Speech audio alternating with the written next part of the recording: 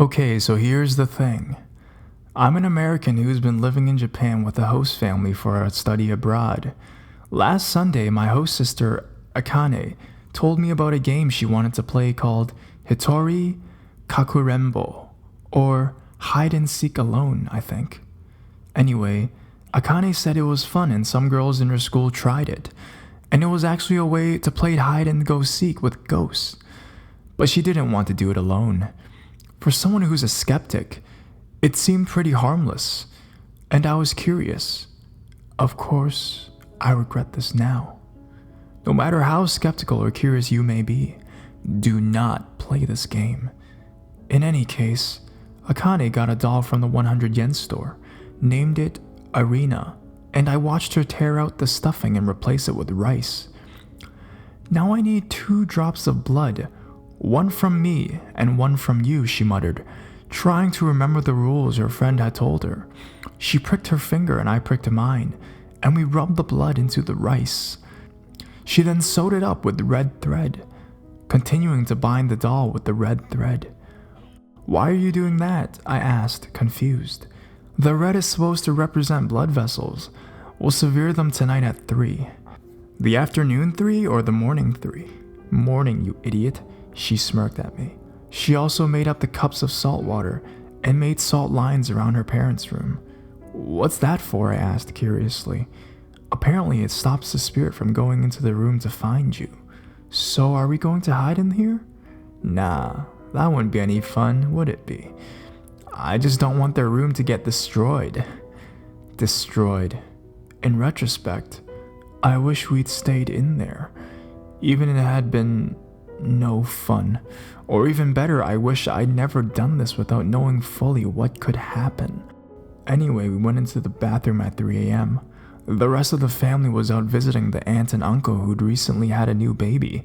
We put the doll in the bathtub with water and shouted together, Akane and Sarah are the first it. Akane and Sarah are the first it. Akane and Sarah are the first it. Then we ran out of the bathroom, turning out all the lights and switching on the TV in our hiding room to a static channel. Akane grabbed a knife and left the salt water on the table. We went back into the bathroom, and sure enough, the doll was there, in the bathtub, smiling serenely up at us from the bottom. Arena, Akane, and Sarah found you, we yelled. We yanked it out. Akane stabbed the heart and made sure to sever a lot of the red thread before dumping it back in the tub. Arena is the second it. Arena is the second it. Arena is the second it, we chanted, then ran back to the family room with the TV going. We each took a gulp of salt water, making sure not to swallow it, then held our cups firmly before settling in the closet.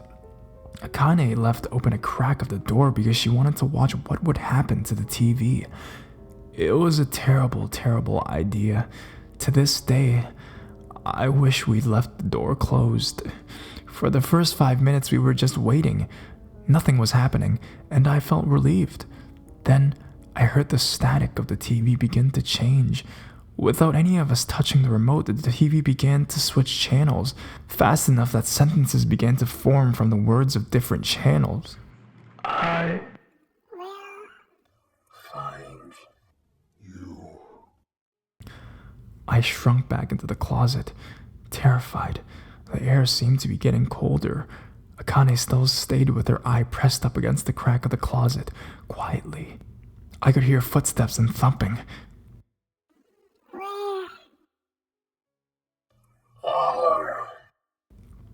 The footsteps changed and stopped in front of the closet. Are you? Then I heard the most chilling words of all.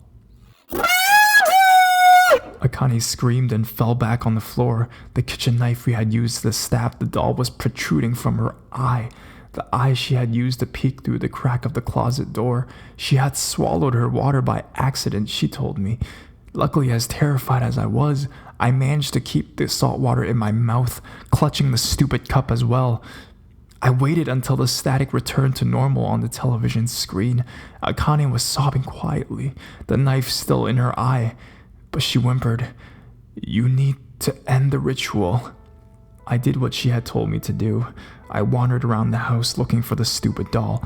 It was no longer in the bathroom. I found it sitting upright on Akane's bed, grinning. I dumped the salt water and spat the salt water on it, then shouted, "I win, I win, I win," loudly. Then I grasped the doll firmly and went into the neighbor's trash can and put it in a bath of gasoline before torching the motherfucker. It was now 5 a.m. I came back into the closet and told Akane it was over, so she came out of the closet, knife still embedded in her eye, and we called an ambulance. After surgery, it was determined that she would be blind in that one eye. Unfortunately, Akane lied and said she tripped on the knife after getting up early to make breakfast.